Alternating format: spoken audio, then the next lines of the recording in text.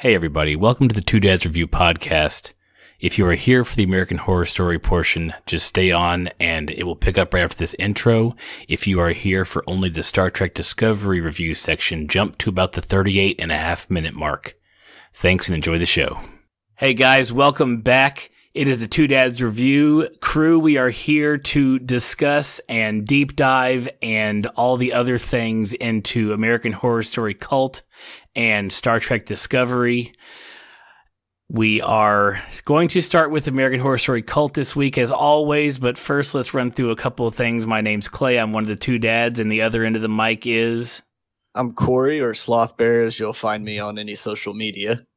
Anywhere and everywhere, Sloth Bear. And where can you find the Two Dads? You can find us at twodadsreview.com. That'll link to all of the wonderful locations you can listen to us, whether it be right there or Apple Podcasts, Google Play Music, Stitcher, TuneIn. You can even head on over to YouTube and type in Two Dads Review, and you'll find our channel there, which I, at some point after the initial upload of the podcast, converted over so you can listen to it on YouTube as well. It takes a bit of time, and I got to find the time. Yeah, and we also got me working on the Two Dads Review blog that I've kind of like started to put together. And basically, it's just going to be ramblings. That's all it's going to be, is ramblings and maybe photo work that we've tried to do for Two Dads Review and someplace to put, you know, just literally stuff that doesn't fit. Yeah, it's stuff that doesn't just work with what we're trying to do, I guess you could say. And it probably won't be very populated right away, or if it all, it's going to kind of be a test feature. We're going to see how this goes. Right. Hey, it's so brand new. It didn't even make it into my notes to talk about when I talk about all of our stuff. That's how new it is. That's right. It's scary new. Like, it just snuck up on you, and you were like, "What? Vulcan Death Grip? Huh? Wait, what?" And of course, you can always find us at Two Dads Review on Twitter and Facebook and Instagram and everywhere else too. But we're mainly on Twitter. I try to get on the account and live tweet at least the American Horror Story episode. Speaking of that, congratulations, because I didn't get to watch the show live, so I had to go back and look at my other dad's tweets. And surprisingly, I mean, I think Clay's funny. That's why we're friends. But everybody thought Clay was funny. I was looking at all the likes. I was looking at all the like retweets and the replies. I was like, man, my homeboy over there had it going on the other night. It's the only reason we're friends. If I ever become not funny, I am not. We're not friends anymore. Yeah, I'll be like, hey, dude, sorry, man, I got to put an end to this friendship. That's right. And truthfully, as long as you find me funny, I don't care if anyone else listening finds me funny. Yeah, there you go. Yeah, because I'm really the other guy on the other end that's got to deal with it. Absolutely. Yeah, they just have to listen. They can just turn me off whenever they want to. So yeah, all right. Well, we will. That's pretty much where you can find us. Feel free to tweet at us, hit us up. You can even email us at twodadsreview@gmail.com if you want a super secret special conversation. But that's few and far between. So hey, let's. Your conscience and soul probably won't feel clean after. Probably not. I'll guarantee you it wouldn't. So hey, shall we jump into this right now? Yeah, Corey? Let's get going. All right. So, American Horror Story Cult Episode 7, titled, oh God, I didn't write it down here, but it's like, do you remember the title of it? No, I have not the slightest clue. Andy Warhol made a shit show for no fucking reason. I think it's like Valerie Solanas died for your sins, scumbag, or something. Probably. Now that I'm thinking about it. That probably sounds very spot on. I believe that is correct. If I'm remembering from last week's quick look at next week, which I didn't even look at this week's week's trailer, so that's at least that part of the podcast isn't going to be there. But man, okay. So I didn't hate this episode.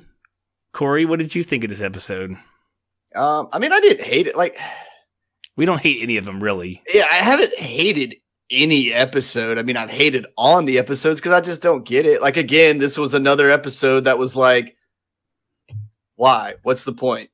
Like, why are you giving me all this information? It's not like I don't feel any of it is relevant. Like, why? I didn't need a whole episode flashback. Right. In a 10-season series, why do you need, like, did you need to make an entire episode of that season, a 10th of that season, this callback. You could have covered 90% of what you did in this episode in like 10 minutes of one flashback. You could have just picked and choose and gone with that old lady's backstory. And I think it would have still been just as relevant as an entire 60 minutes for it. Oh yeah, definitely. Because I'm going to totally jump scenes here, but that's fine. Spoiler alert. Everybody knows this. We're giant spoilers. That's all we do is spoil. You see Kai and her sitting on the couch, like doing the, yeah, that's right. We got him, mom, or like whatever the hell she is, right. And you could have just done one of those, like 5 minutes into the show or 2 minutes into the show, showed that scene real quick, did a flashback, and then you were caught up. Right. Yeah, I mean, so I know the reason the whole episode is just to show that they're trying to splinter the cult while making it more effective overall, by making the girls think that they are coming up with the idea of what they're doing, and in the meantime, killing my favorite character in the entire fucking show so far this season. we'll get to that sad one. I tweeted at him last night during the live tweet. I was like, no. Yeah, dude, he did not go out pleasantly. No, he did not at all. Like, well, I mean, at least it was quick. At least it was one armed in his head. I mean, Jesus, but not a way to go. Oh yeah. So first things first. I feel like there should have been, since we're on the topic with this whole season, I think there should have been a trigger warning for all men who are watching this show, like before the show aired. I was halfway through, I was like, I'm real uncomfortable right now. What were you uncomfortable about? Just every rant that Lena Dunham went on. I was like, you are really not having to act too much during this show, because she's a giant feminist anyways. So it's like, I couldn't, you're right. They couldn't have cast. Don't say feminist like it's a bad word. Like, no, I would put her, look, you're right. Feminist is not a bad word, but there are certain people who label themselves feminists who have dirtied that word. Yeah. There's anybody has dirtied some word in way, shape, or form. But I mean, like, I personally thought she did like a good job, because that's what that person was supposed to be, man. It was supposed to be a schizophrenic, losing their brain who hates men, right. And she nailed it to a T. Right. And okay, so the more and more we do this podcast, the more and more I look online for people to do who write reviews about shows and see what folks are saying. I feel like part of the 20-somethings who write for websites for websites don't know how to Google anything. So Valerie Solanas is a real person, and if I had taken 5 seconds last week when I saw the title of this week's episode and Googled her name, I would have known exactly what most of this episode was about, at least in basis. The shooting of Andy Warhol happened. So if I had taken just a few minutes last week when I saw the title of this week's episode and Googled Valerie Solanas, I would have seen that she was actually, this is a lot of the first, at least the first act with her is a fairly real story. She's a real person. She did shoot Andy Warhol, but where everybody lost it online was that they were like, oh, Andy Warhol's ghost is visiting her later on in the scene in the episode. I was like, no, she was having a fucking hallucination, because it's not his ghost, because he's not dead. Like, Andy Warhol didn't die when she shot him. Yeah, I actually saw your tweet where it was like, he didn't die until 1987. And like Mouse and I looked it up, because I was like, I think Clay's right. And I was was pretty sure he Googled it. And yeah, the guy died from pancreatitis or some shit, Yeah, he died of something that old people die from way later in his life, and did a whole bunch of things. In fact, her shooting him turned the corner to his main, he was in it. He was kind of just fucking through life at the before that, and then he made a complete I'm going for it type stuff. And I think it's where a lot of his, I don't know a lot about him, but I do know that he was a big name, but it all happened after she shot him. So people who are online writing articles about this show, just Google once in a while, or ask me, I'll Google it for you and I'll send you the link. Just do it, because it makes you sound stupid. Yeah, because that was definitely her having a schizophrenic breakdown. Yeah, seeing a hallucination. That's definitely what was going on there.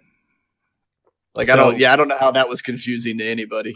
I had to get that off my chest before we start on our deep dive into this episode, just because, just Google things, guys. Just, it's out there for a reason. Us old folks have finally figured it out, and now we use it all the time. Please continue to use Google. It will help you in the long run.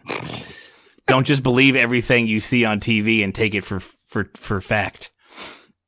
Anyways, okay, so we start the episode with Miss Valerie Solanas getting railed in a car. And we see that she's a sex worker, and the guy stiffs her, on the $10 that it cost. So that's, sad for her. And it just, further sends her into her craziness about hating men. And, she has some interactions with Andy. She wants her script back. He had lost it. She was apparently an aspiring writer. So she goes and asks how many bullets can I buy for $5? Yeah, that was a good one. I was chuckling at that. And it's and everybody she goes to this scene, and then later on they're like, who are the bullets for? She's like, Andy fucking Warhol. And we're like, she's just telling people she's going to kill somebody or try to. And everybody's like, you're a woman. You wouldn't do that. So it means they're making her point for her when it comes to her whole scum group. And then when we finally see Andy Warhol, it's Evan Peters, and that's when I was just like, you are our savior. What can you not do, man? What can you not do? I know you love him, Corey. Yeah, dude. I think Evan Peters is a great actor. I didn't care for the Andy Warhol. I don't care for anybody who plays Andy Warhol because I hate the way Andy Warhol walked, talked, and moved. So, it's just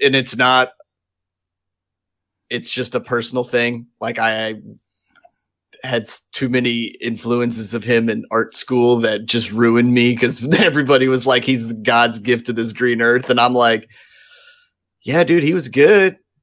But have you listened to him talk? Because that's painful, man. That's painful.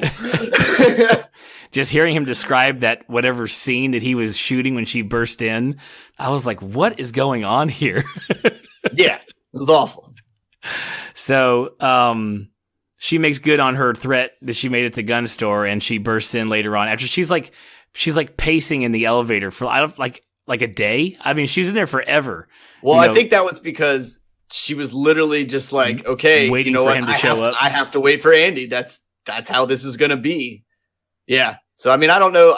I would probably say I feel like it was days too, but I probably want to say it was probably more hours. Probably, but it was definitely a long time to be sitting in the elevator. And then he's like, you put makeup on, you look pretty. And just, so, she ends up shooting him, down with the patriarchy, suck my dick, Warhol. I think the fact that it was I'm pretty sure that was probably quoted verbatim from when she did it. I'm guessing that must be historically correct. It's so out there that it has to be. There's no way it's not. Yeah, definitely. I am. I feel like that was pulled from the tapes. So now we know as of the ending of this portion that we're going to be seeing some flashbacks, and I believe it's 1968 is when we were back for that. But then we do jump back into our normal timeline, and that we're seeing Beverly report on the shooting, the mass shooting, and about Kai being hurt. We also see that they identified the correct shooter, which is cool because I thought we were gonna get hung up because we're on episode 7. It's all flashbacks. We can't spend an entire new episode with them thinking that Allie did the shooting. So luckily they brush that under the rug real quick and realize they say they're still holding Allie, but they do know that Meadow was the shooter, which was good to see. They're interviewing Harrison, and he's reading his prepared statement, probably written by Kai or Winter or somebody, talking about, she wrote in the diary, she had named Kai and, by name in the diary. So, I mean, we're just kind of getting the whole, lay of the land after the mass shooting from last week. And then Beverly is leaving the news station later on that night, and there's a lady in a, full. I thought it was the Red Witch at first. Like, wait a second, are we crossing Game of Thrones here? I thought we stopped that. I was like, what the hell's going on? So it is the actress Frances Conroy, who's been in numerous seasons of American Horror Story. So this is her return to the show, which is great. And you know, she's insulting Beverly. She's calling her a puppet. She's you know, I think she she finishes is like, I know what it's like to assassinate a man. You know, at the very end. Oh yeah, she was just playing that up. Like, she had her cigar, a big old stogie in her hand, and then she blew nothing because there was no smoke. I don't understand why she blew in her face. Right? Did you catch that? I was like, what the hell's she doing? So we you know, before we know the whole thing later on in the episode, we sense, you know, someone trying to come in on this current cult. And it's kind of what we thought about last week. We were like, okay, well, so it's going to be, you know, cult versus cult thing going on, or, you know, you're not a real cult, we'll show you what a real cult does type stuff. So, so Beverly, the next time, so I guess we jump a day or whatever after they meet. Or first the old lady tells her where she can meet her when she wants to actually talk. And, then they part ways. And I guess the next day, or, you know, whenever Beverly's heading over to Kai's house, and suddenly there's all these guys, and, like, you know, it's like the, what's the word I'm looking for? It's all the skinhead, you know, they're all in uniform. It was Fight Club all over again.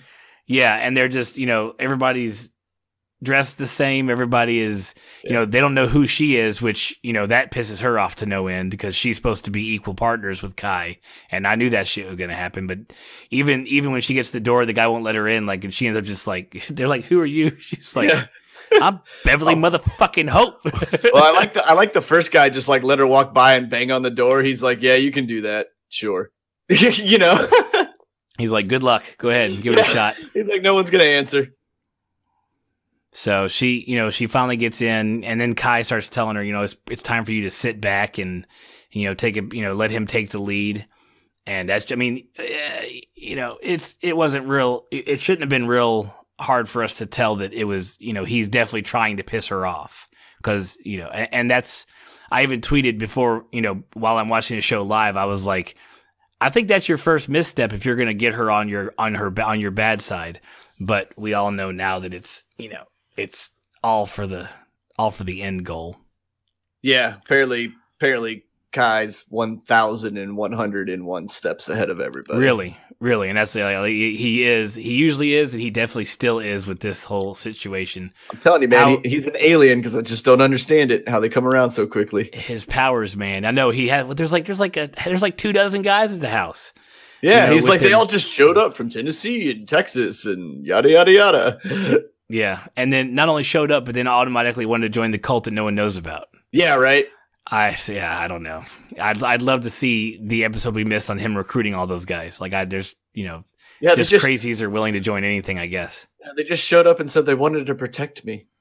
Yeah, is that what he said? No, but I mean, like, that's may as well have been. Yeah, like, that's the only way that could have went down. They're like, hey, man, so you got shot. I liked what you were saying. I'm here to protect you. Yeah. So they, so that's all we see at Kai's house.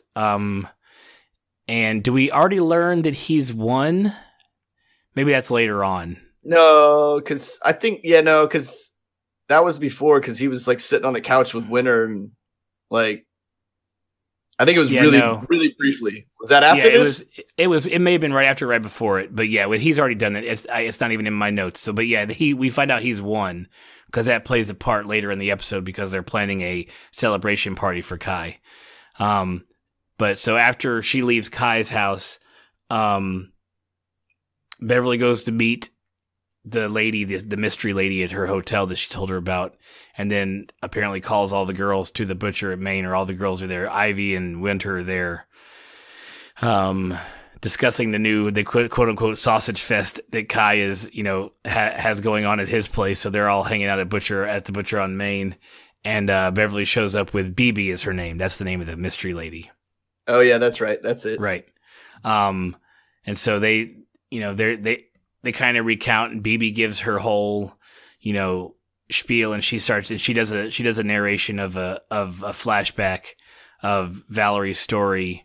And we get the whole backstory of how Scum was created by Valerie, which stands for the Society of Cutting Up Men, and her manifesto, which was a real thing, by the way. Like I said, when I read about this, like a lot of this is real. Or at least the idea, like the manifesto is real, her shooting Andy Warhol is real, that kind of stuff. We get introduced to the other members of the female cult, which is a black bisexual pimp and a female murderer who I think was the big butch lady who was like on Glee. Like I as an actress, she's awesome. She's cool. Like I like that lady. I forget her name. And then we see Jamie Brewer, who is the actress with Down syndrome. She's the one. She's been on American Horror Story numerous seasons. So it's cool to see her. I love her. I love her.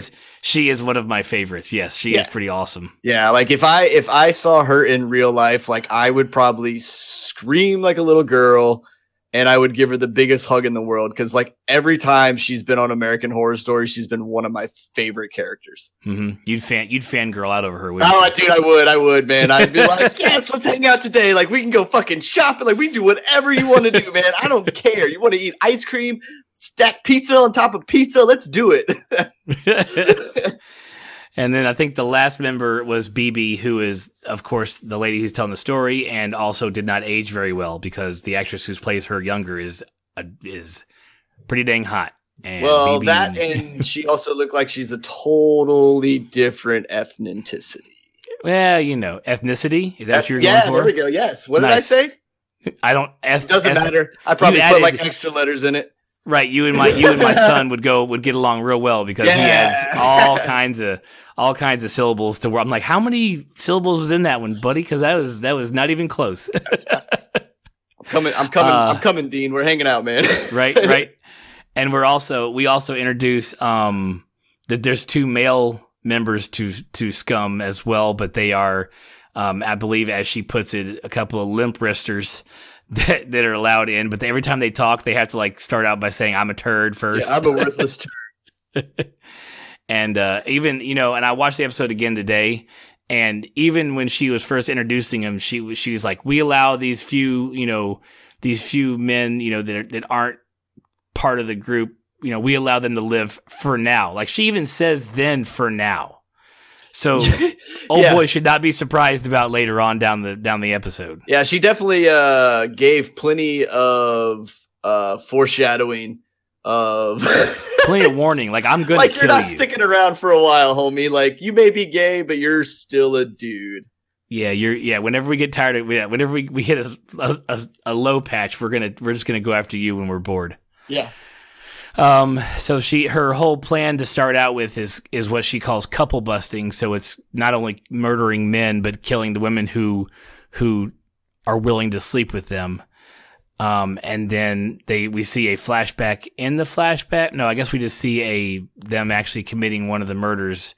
And it turns out to be what is recorded in real history as the first Zodiac killer murder.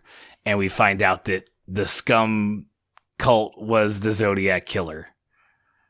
Yeah, and that's where I just quit. I feel like that's what you were like. That's when I gave up. I went, whatever, okay, just feed me the rest of the horse shit. You got the rest of this episode. Let's just get this over with. I feel like there's a point in every episode where you're like, you're mildly excited to start it because you're like, hey, this could be the one, and then partially through, it's like when you mess up it and Price is Right, and it's just like womp womp. Like basically, yeah, dude. I'll be like watching the episode, and there's literally a point in it where something happens, and it just flicks the off switch, and I'm like, okay, I have now officially stopped caring. Like if I wasn't doing this podcast, I would turn this off. Yeah, pretty much. Like I'd be like, I'm gonna change it to something else right now.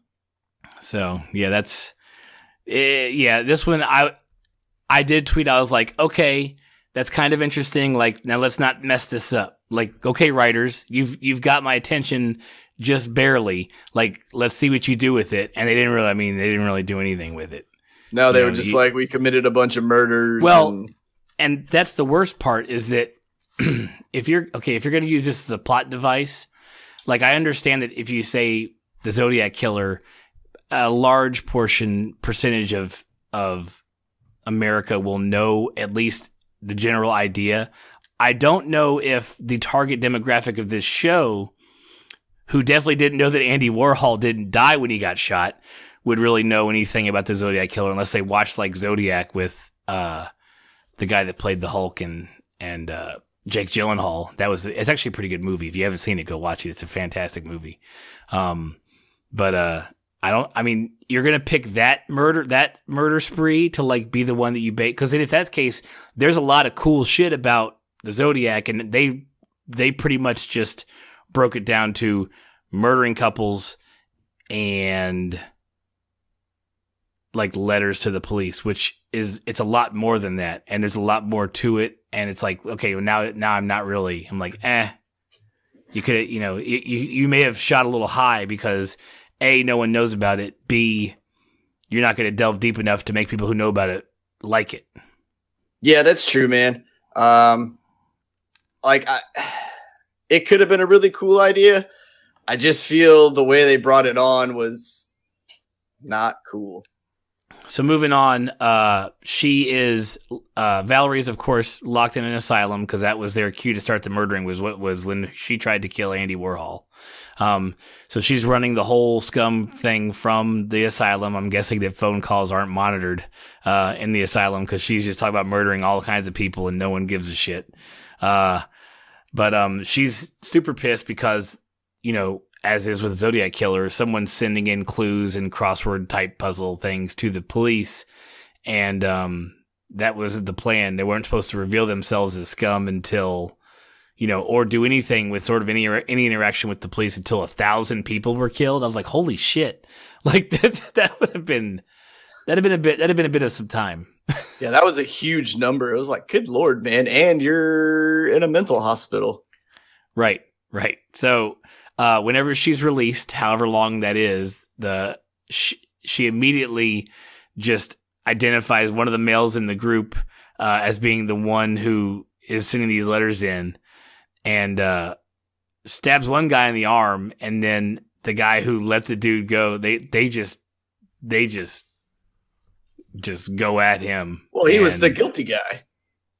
Oh yeah, absolutely. And was he the guilty one, or was the one they stabbed the one that like? No, that guy. No, the one that they were okay. So what they did was like the one they first started were like, we're gonna kill you because you did this, and like the other guy was like, yeah, man, just confess, and then that's when she was like, see how you were gonna let your fellow man die, just prove that you're basically a big piece of shit, and then that's when they all just started hacking him to death.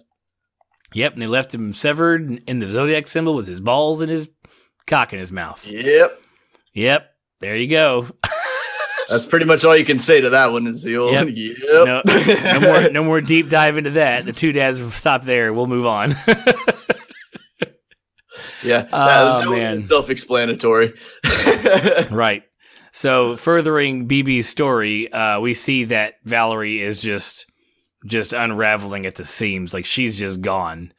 And that's when she talks to the not ghost, but hallucination of Andy Warhol, because Andy Warhol's still alive, to everybody who didn't Google that. He's just, she's just talking to him. She's losing her mind. And all the followers of the group slowly just start to leave, and there's nobody left. Yeah, everybody disbanded and kind of went in their own direction. I think that's kind of like what she was saying happened. Right. And so at the end of BB's story, she's pretty much just telling the girls, hey, it's time to reclaim your power. Time to do what scum does. So the next scene is Kai is talking to his dead parents' corpses in their room, and Winter comes in to see him. He's doubting himself, and he wonders if he can do what's been placed upon his shoulders. And she quietly reassures him, and then he brings up the fact that he found the scum manifesto that she was reading in her room when he was looking for her Adderall. Is that what he said? I don't know, something like that. Adderall. So she lies about where she got it from, of course. And he was like, I thought there's a funny line. I don't remember what it was exactly, but she's like, are you going to write a whole book? And he's like, I don't have time for that. I'm just going to post something on social media. Yeah, that was great. He's like, I need a tagline. So I was thinking FIT, which is fear is truth. And then he said something about a whole bunch of other letters. And it was like, it was MLWB, which is men leading and women bleeding. And he's like, I didn't come up with that. Harrison did. And so, yes, one of my tweets that got liked a whole bunch the night of the show was like, I hope Harrison heard the bus that he was just thrown under or something to that effect. I was like, man, dude. So I was like, what do you, at this point, watching it the first time, I'm like, this guy is your most of all the people in the cult to throw under the bus, why are you throwing the most devoted, truthful, give me some more, like Harrison was everything that he needed in that cult because he would do anything he said at any point in time, no matter what. Yeah, but he doesn't need him anymore. So he's a loose end. In a cult like that, you always need that person. No, you don't. He's got 700 of them walking around him right now. From Tennessee. That literally just flew in who were like, hey, I'm Harrison 2.0. Hey, I'm Harrison 2.01. Like, he's got so many of them now. I think your man crush is blinding your eyes. I do love him. I do need to go look up his stand-up now. Or any sort of comedy stuff he does, because I think he's fantastic. So Harrison gets thrown under the bus. Winter takes that information back to the girls. They plan something, and then we see, Ivy and Harrison look like they're throwing Kai a victory party at the Butcher on Main. Of course, the setup. BB's there. Winter and Beverly are there. Beverly knocks him out with a pan, and he wakes up tied to the table in the fridge, freezer, wherever they store the meat. That's, where I'm pretty sure where the other guy who died in Butcher on Main is. And yeah, that's just like the murder room now. It's not really like the butcher's fridge. It's just a big murder room. Right. Well, truthfully, now that I think about it, I was like, Dexter really should have had a restaurant with that room in it. It'd have made life a lot easier for him. All the drains, all the cutting utensils, been right there for him. We went to just do the ad hoc stuff all over the place. That's a whole different podcast. We should do the entire Dexter series except the finale. Did you watch Dexter? Yeah, I watched Dexter, but I'm not going back to do a podcast. I know. We don't have time to do this one recording on time. We definitely not gonna. So they tie him up. He's tied up. He wakes up. He's freaking out. He's trying to break free. They accuse him of what he had said, and he's like, I didn't say that. And then they cut off his arm, and then they cut his head off. And that sucks. I like how though. What's her name? The news lady, Beverly. Beverly was like basically kind of said the same limp-wristed kind of comment, and as he's like getting his head cut off, he's like, I'm a man. And I thought that was a little, I think there was a little underlying message there. Like, just because you're gay doesn't make you less of a woman, doesn't make you less of a man. Like, like he was like, I may be gay, but I'm still a man. Like, don't call me something less than a man. I am what I am. Like, and you're still, and granted to which is not the greatest thing to say to a bunch of women who have just been because he was also referring to them earlier basically as stupid. Like, he's like, what do you know? Hey man, you're just kind of proving their point. Yeah, like, way to prove your point on the way out, bro. Mm-hmm. Yep. So last few scenes of the episode, Beverly's reporting on the finding of Harrison's body. She's tying it, she ties him to, of course, let everybody know that it's Meadows' husband from the mass shooting, so on and so forth. She even drops like, she's like, it was found in the back of this scummy pond or scum in the pond or something. And it's like, okay, like that's just right on the nose. Like you just plan that one out. Well, even when she was looking in the camera, like you could tell she was just staring at Kai, right. Like. And then our final shot of the episode is Kai on the couch watching the news report, and he sits back and says, "They're better when they're angry," and it's BB who's sitting next to him. Ooh, plot twist! Yeah, oh wow, you got us there, writers. It's like we don't know what his. It's like no, see, when you plot twist me, like tell me why. Like, just don't cliffhang me on a plot twist. That's Bush League, man. Like, why do you feel splitting your cult up? That's working so well. Like, they were all, it was always that group. The initial group was always, I guess it was like his getting it. Those are what he did those are the ends to his means. So he wants all the guys in blue who just are drones for him. He doesn't need the initial members because they're loose cannons, I guess is what you're saying. It was what we're guessing supposed to be the reason why. Yeah, I'm pretty sure now it's kind of like it's the exact. I mean, dude, it's literally the exact same as Fight Club. Like he's got his minions, right? But now he doesn't need his other personalities, basically, like the other people that can do the shit for him that he himself can't do. He doesn't need them anymore. Right. So, and so he has to dispatch them slowly, or at least make them think that they're on their own little missions while controlling BB. So I guess the big question is, how does he know BB? What is her relation to him? I doubt it's blood related, but it could be something like that. I'm sure they'll cliffhang us next week and not tell us either on episode 8. And then we'll have 2 episodes left, and then we'll be done with this. But by God, we'll come back for it next year, I'm sure, because it'll be a cool... Oh, yeah, I'll definitely come back for it next year, and I'll come back for it the year after that. Because everybody who listens to this thinks the same thing that we do, at least something like it, and comes back and listens more. And like those guys are going to say it like it is about what they're seeing on this show, by God. So...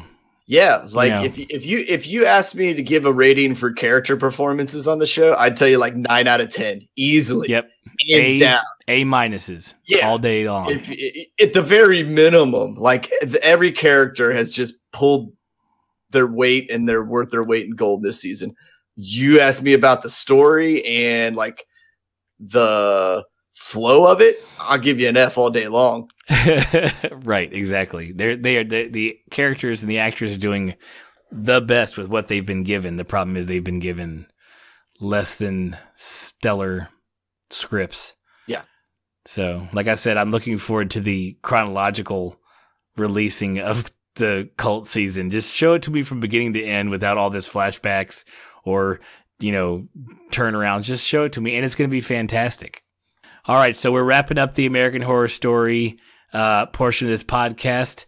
If you are here still and are ready to listen to Star Trek Discovery portion of it, it is going to pick right back up as soon as I can cut the next one in.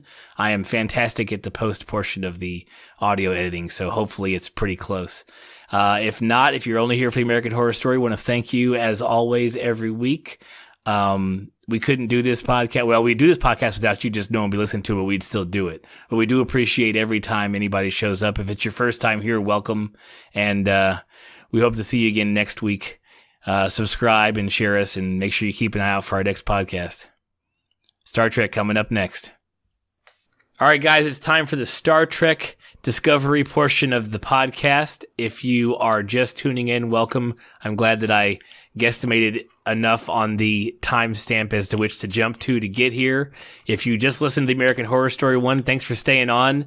I know sometimes our podcast can be a bit lengthy, so I hope you had a long trip or commute or traffic or something that you sat in and listened to this on. So, or you just carried it on with you and you had a really short commute and work was great and you just popped it on your headphones and listened to it at your awesome job. Yeah, it never happens. They don't have to be stuck in traffic to listen to us. I like how you're always like, "Hey man, I'm really hoping you guys are like stuck in some awful situation that gives you enough time to listen to our podcast." Right, that's the only scenario that I think you could listen to the entire podcast.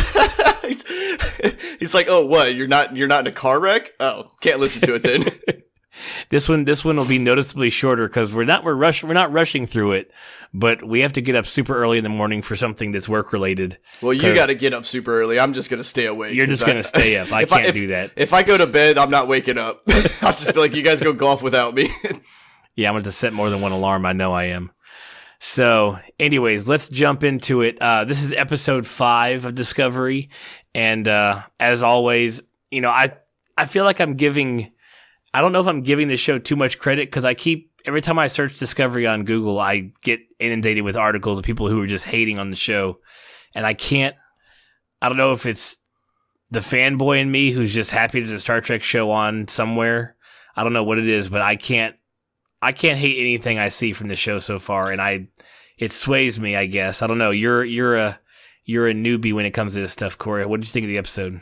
It's good TV. Like, let's just get that out the way. Like, it is good TV, and I feel because I watched this episode today, so I watched it many days after it was out, and I felt like every article I read or every article I looked at, because I didn't read any of them on Twitter, was Star Trek did something they should never do this episode, yada yada yada, and it was like, oh man, oh my god, I'm sitting there going, what the hell did they do? Like, were they racist? Like, what happened? Like, what? Oh my god, what did they do? And then I watched the episode and I was like, that was fucking awesome. What is everybody complaining about? I don't understand this.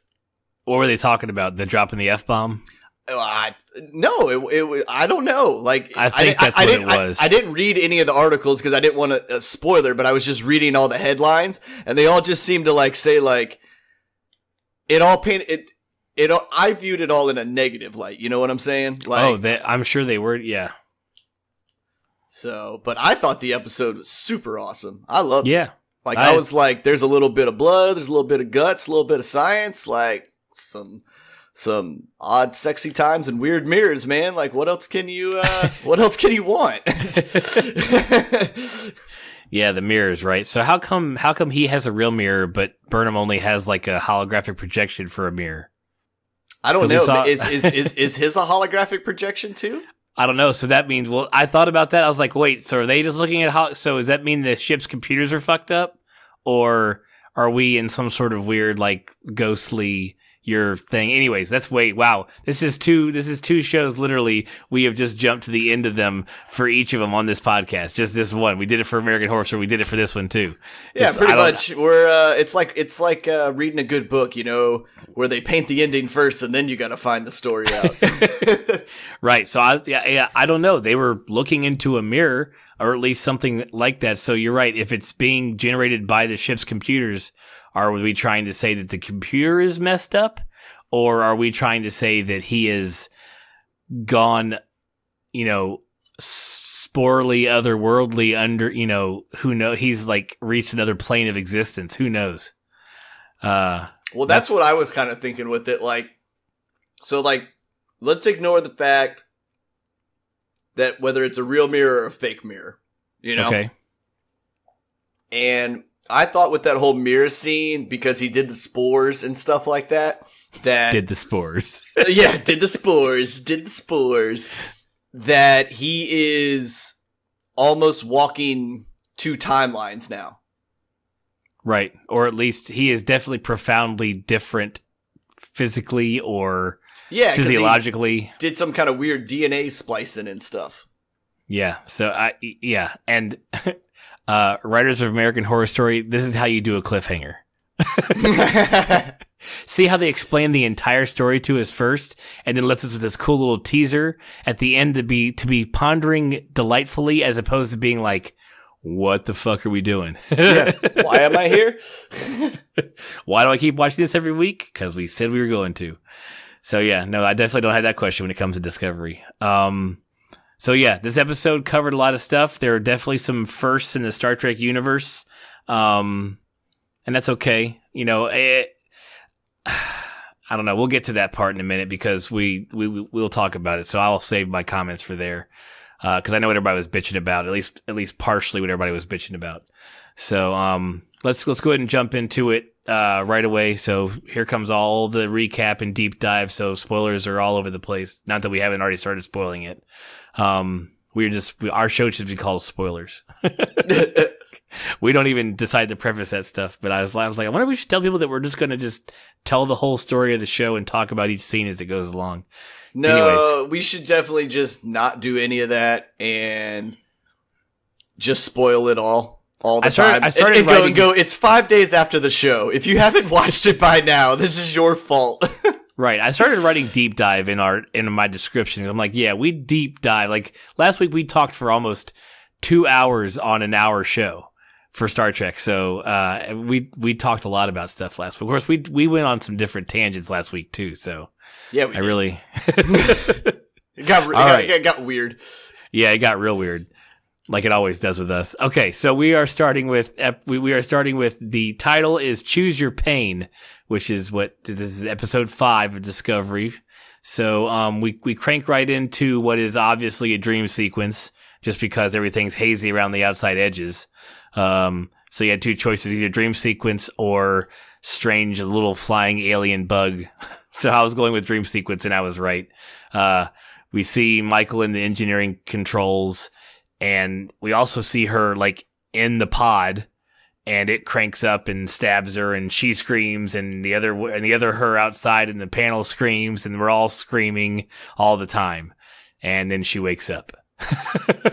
So we definitely know from last week her concerns about how things are going with the tardigrade are definitely starting to haunt her. And we find out later that we didn't just pick right up when we left off last episode. So, and we also get her waking up with Tilly snoring next to her so cutely, because I love Tilly. She's still my favorite. And this week is still my favorite character on this show.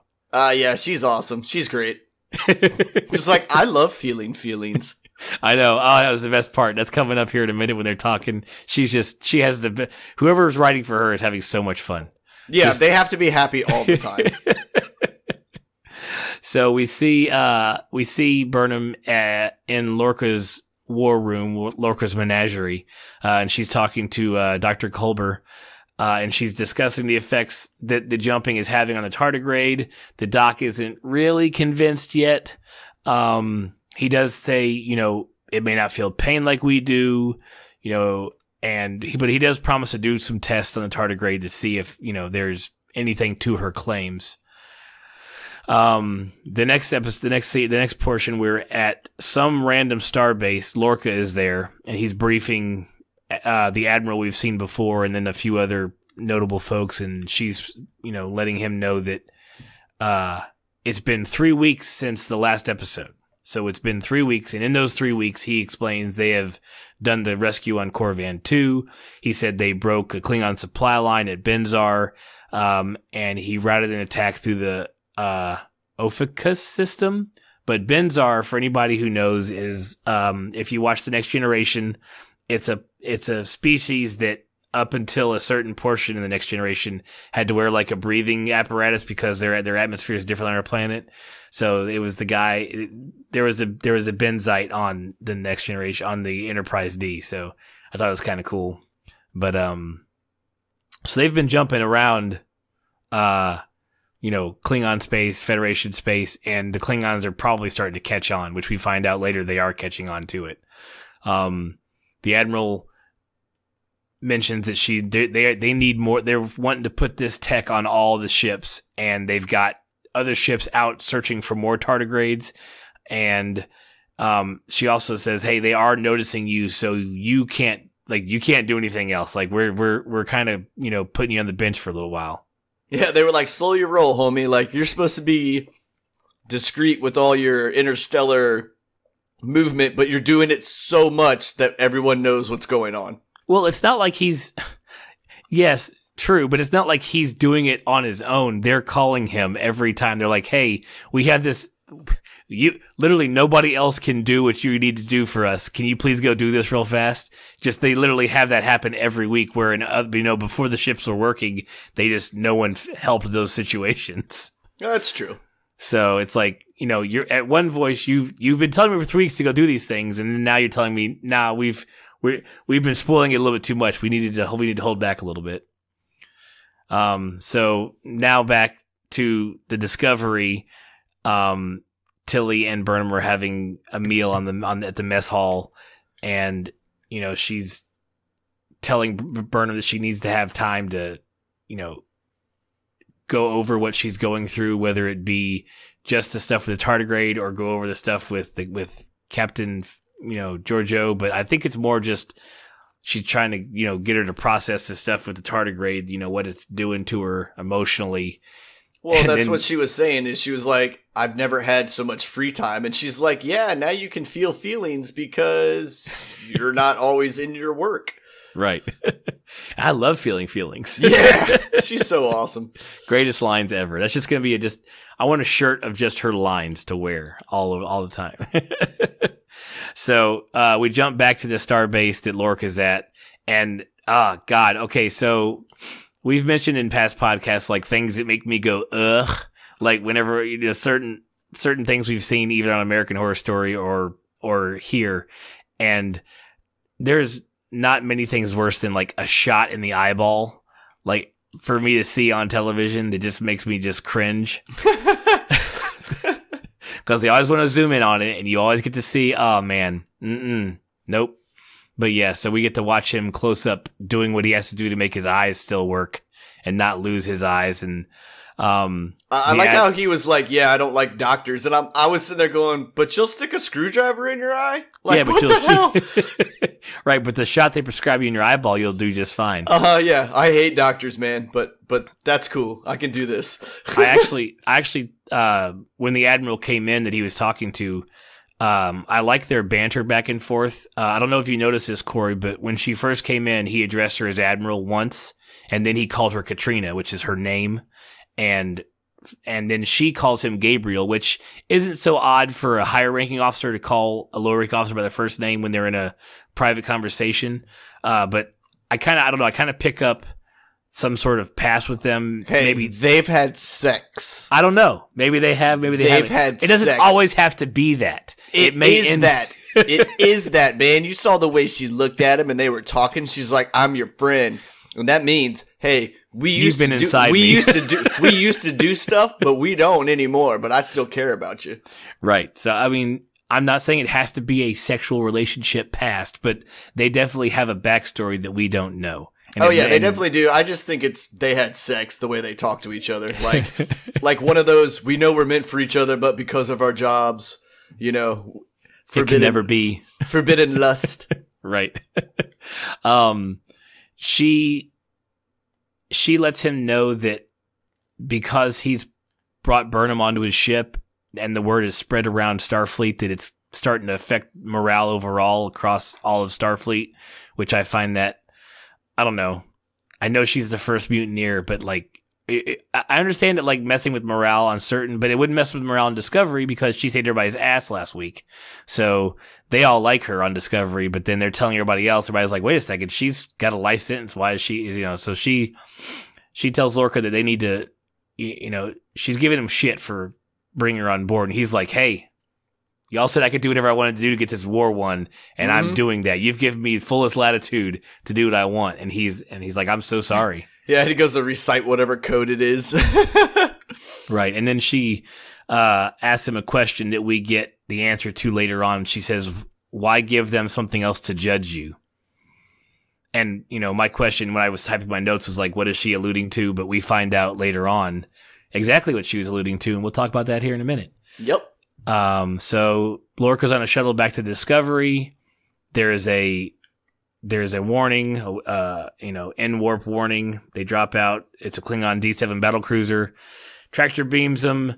I do have to give the Klingons credit. They had a sweet-ass tactical entry. You didn't just blow the door and go in through the door. You had a guy drop down through the hole in the ceiling, the same hole that Burnham came through when she was falling into the shuttle. So they took both entry points and they were like, we're going. And they got fucking bayonets on their blaster rifles. I was like, Jesus, guys, because they killed the one guy on the shuttle and take Lorca with them. So I was just like, man, I was like, that's rough. Like bayonets, like what is this? Yeah. They were like, choose your pain. Yeah, a little early on that one, but yeah, exactly. So that all of that stuff takes place before the intro credits. So I was like, whew, that's a lot to take in. Okay, let's do this now. Now we know where we're at. So we are on the bridge. We learn that Saru is being given, he's the first officer, so he's in command now. He's acting captain while Lorca is captured. Burnham comes on the bridge to speak with Lorca, and he's like, well, that can't happen, actually. You can't speak to him, because none of us can.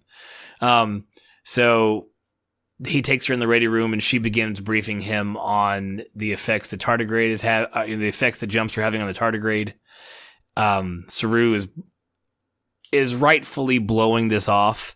It kind of looks dickish from the outside, but if you think about it, it wouldn't matter if you had to slice that thing up to get your ship to where it needed to rescue your captain. They're going to do it. Like he's like, I don't have time to give a shit about anything else but how to get to Lorca. Yeah, because what did he say? I have 130 some souls that I'm responsible for now. He says that later because I wrote it down because it was cool that we learned. I'm just going to keep jumping ahead, apparently. Yeah, that's okay. You don't take notes like I do. I know I wrote down the number. It's like 134. So it's cool that we learned the crew complement of the Discovery as well. But he comes to that later on. One other time when he's yelling at her. Yeah, right. So, she backs off, or at least takes his stance. He's like, okay. She's like, okay. So she heads out. And Saru starts questioning the computer. He asks for a list of the most decorated captains so far in Starfleet, and the list the computer puts out is Robert April, who is you don't know who this is because you don't know anything. You don't know anything Star Trek history. Yeah, I was like, dude, don't even try to Jeopardy me on this. I got no idea. Robert April is the first captain of the Enterprise. He oversaw the building and create the construction of the Enterprise and its first initial missions, and training and testing stuff. The second person on the list was Jonathan Archer, who is another captain of the NX-1 Enterprise. I think it's NX-1. He's from the show Enterprise. And it was the guy who was played by Scott Bakula, and that's who Jonathan Archer is. And he's like, that Enterprise was one of the first warp capable ships. So the first exploring type Starfleet vessel, even before Starfleet was really called Starfleet.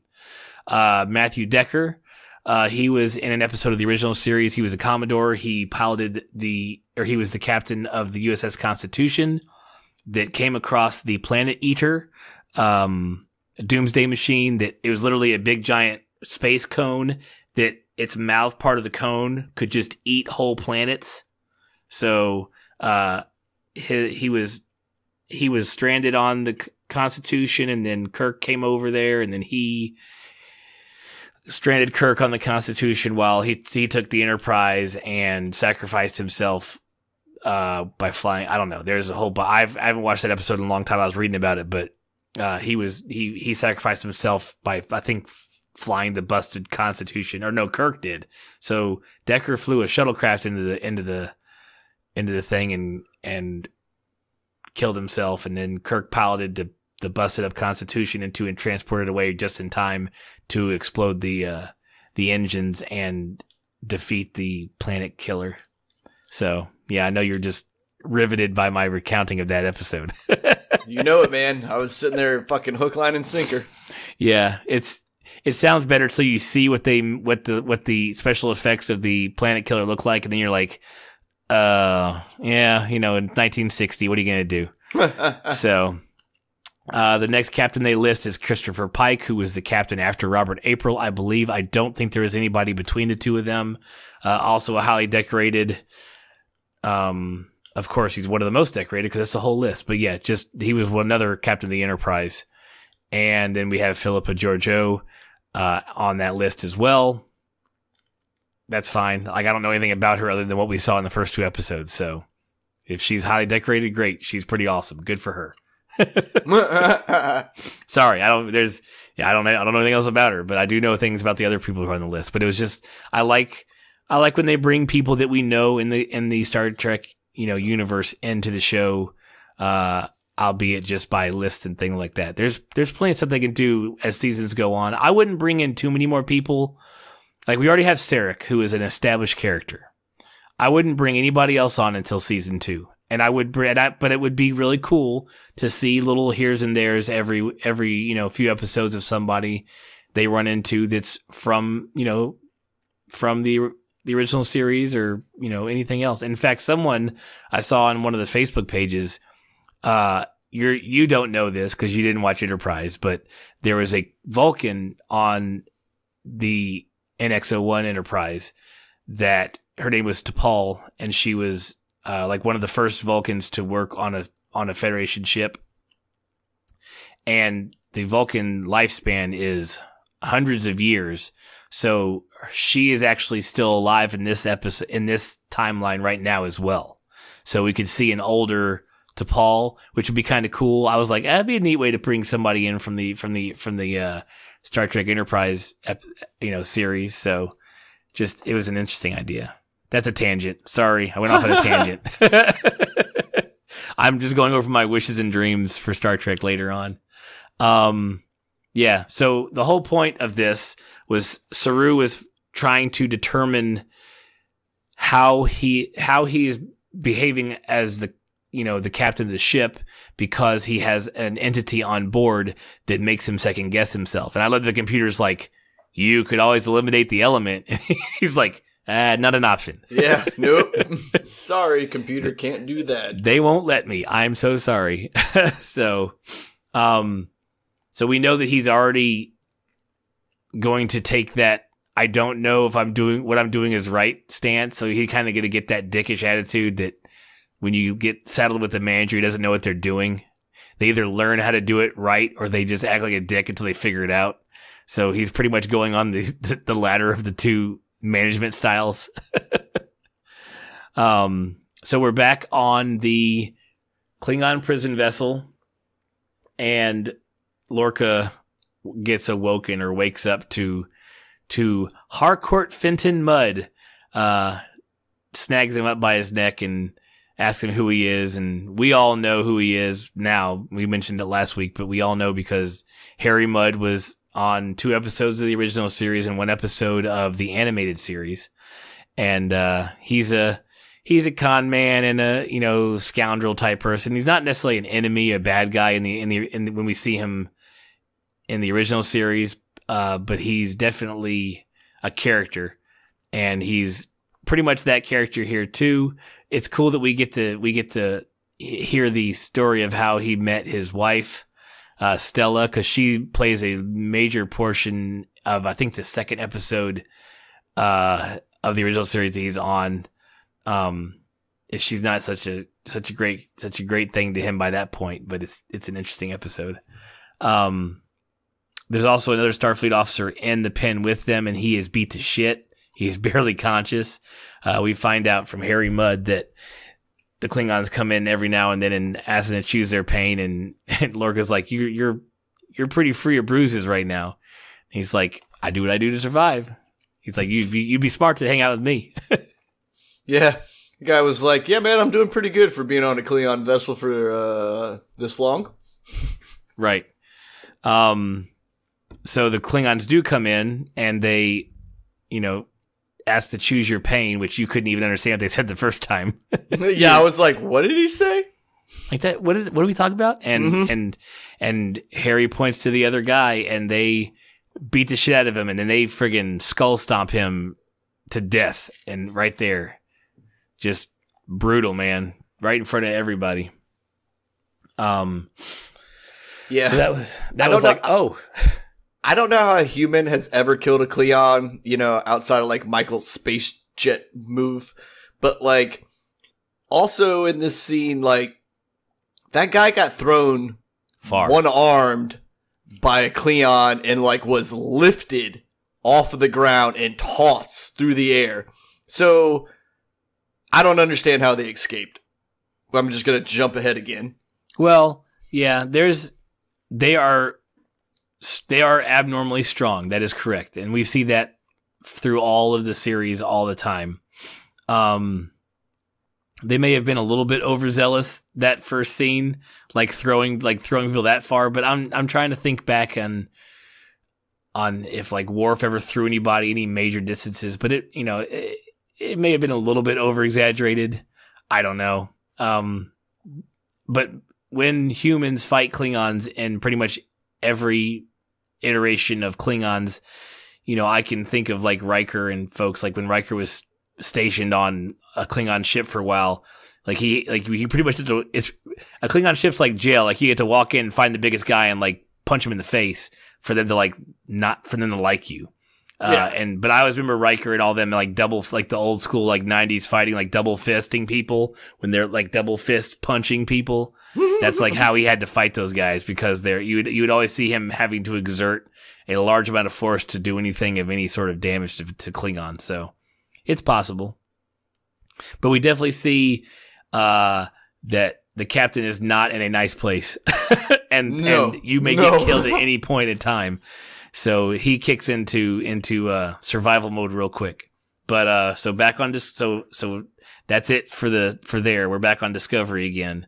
And like Burnham just rolls into engineering and she just starts kissing Stamets' ass, like making it. She's like, you are so great.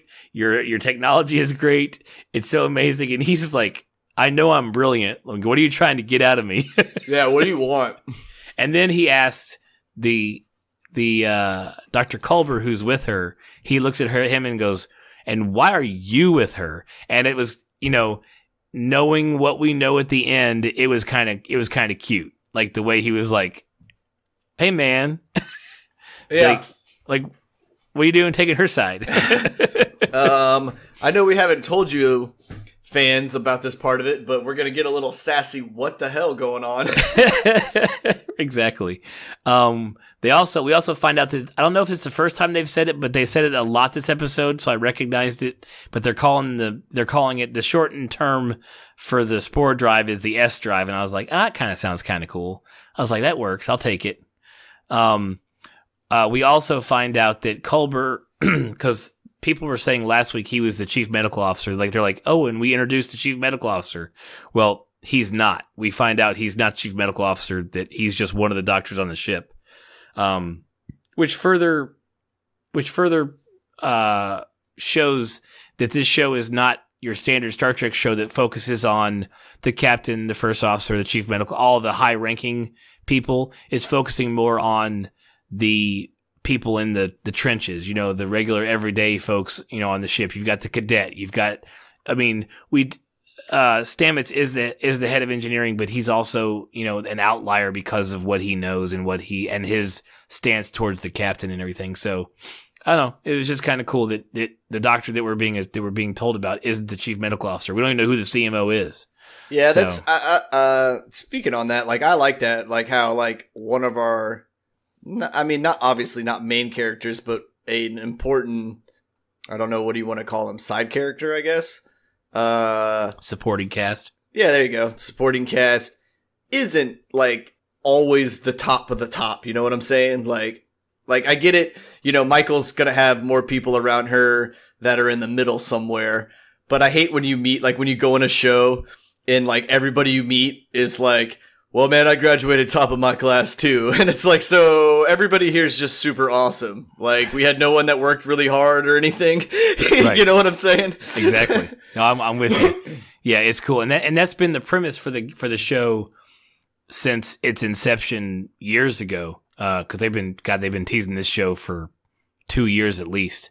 But that it was going to be similar. Cause I think we mentioned this way back in the podcast before the show even started, when we were talking about doing this portion of the podcast, that there are a few episodes of The Next Generation and Voyager and maybe even a DS9 here and there that focus strictly on side characters that we never met before. It's like just ensigns who are doing their daily job, and there's a notable Next Generation episode that does like the entire episode is it starts on like Riker and Troy, and then it just like literally moves over to the next table, and it's all these instances. We follow them the entire rest of the show, and it was kind of a cool. It was kind of a cool episode. It was a memorable one for sure.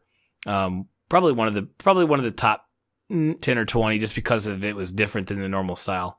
And they always said from the beginning when they were writing this show that it was going to be one similar to that. That it wasn't going to focus on just the captain and stuff. He's going to be there, of course, but not going to be a main. Lorca's not a main character, which makes him mysterious to us just because we don't see him, we don't know him as well. We learn a few things here and there like this episode, but nothing, we don't follow him from scene to scene. Yeah, very true. So in Stamets, when, Culber, the doctor, takes off, and it's just Burnham and Stamets, and, he's blaming her. He's like, look, you're coming to me telling me this is all messing up, the alien may be sensing it. It may be feeling a whole bunch more pain, and we may be endangering it. He's like, you started this. You brought it to me telling me it would work, and it does, and now we're using it, and now you're telling me I can't use it anymore. Yeah, and I didn't want to do this in the first place. Let me remind you of that. Exactly. And he's like, then go find out how to not use it. He's like, go figure it out. He's like, you did it. You fix it. Yeah. Like, if you're going to come complain about it, then you better find the solution. Exactly. Yeah, don't come to me with a complaint without a solution, along with it, which we'll get to here in just that's literally the next scene on the Discovery. But before then, we are back in the holding cell. Now I'm going to get into conspiracy theories here. So suddenly there's a new Starfleet crew member in the cell with Lorca and Harry, and the guy's like, oh shit, you're a captain. Like, I was like, oh man, I better snap to a little bit when I'm talking to you. He starts offering Lorca food. As a good high ranking officer, he declines it. Let the lesser ranking folks eat first type thing. That's a standard captain type move. The guy's name is Ash Tyler, we find out. He's a lieutenant, I believe. And, he came from the USS Jaeger. He's talking about, I'm going to help you through this because I don't want to lose another captain. Lorca asked him who the captain was, and the guy, he says it happened to be Stephen Marinville, which I don't know. I don't know if that's anybody. I didn't find him anywhere. But we find out that Tyler was at the Battle of the Binaries, and that's when he was captured. And Lorca's like, he's like, you were captured 7 months ago and you're still alive. He's like, you're a liar. he's like, you're not, there's no way anyone survives a Klingon holding, facility for 7 months. Well, yeah, but he was also like he has a quick excuse. Yeah, he was like, the ladies have taken a liking to me, basically. Right. Yeah, he says the captain is taking a liking to him, in which we find out the captain is L'Rell so we're 3 weeks into the future from last episode. So she's apparently taken Voq to wherever, to her house, to the matriarchy, and she's now gotten this cruiser and assumed command of it, and is now, has this, this guy, that she's like all over. This is all in the past, 3 weeks. So I don't know. It's a little bit interesting timeline there because all the leaving was last episode. So I don't know. It just seems like really quick for me. Which, well, dude, also, I think that was just like, I don't know. Never mind. It wasn't even it wasn't even a worthwhile thought. Hey, everything is worthwhile that we talk about here. But here, let me feed this to you a little bit. Did you get any sort of like feeling about Tyler? Like, no. That he wasn't exactly what he says he was going to be, or what he is, or anything? No. Okay. Like I thought that dude was literally on that ship for 7 months banging Klingon chicks. Banging the boss lady, yeah. Right, or yeah, banging the boss lady. So, okay, but we know that it's only been 3 weeks since then. We know that just by what we've been told so far. We also, by the end of the episode, he literally has taken this guy he just met which you could have. He's taking this guy he's just met right back to the ship that they've been looking for forever. Okay? Yeah. I am calling this now that he is either someone they've turned, he's either a human they've turned, or he is a genetically altered Klingon made to look human and is a plant. He is definitely not a good guy. I call bullshit. Okay. And I want to be right so bad because I've been so right with shit on American Horror Story, but it's been so easy to pick. I want to pick something on a show that's not easy to pick.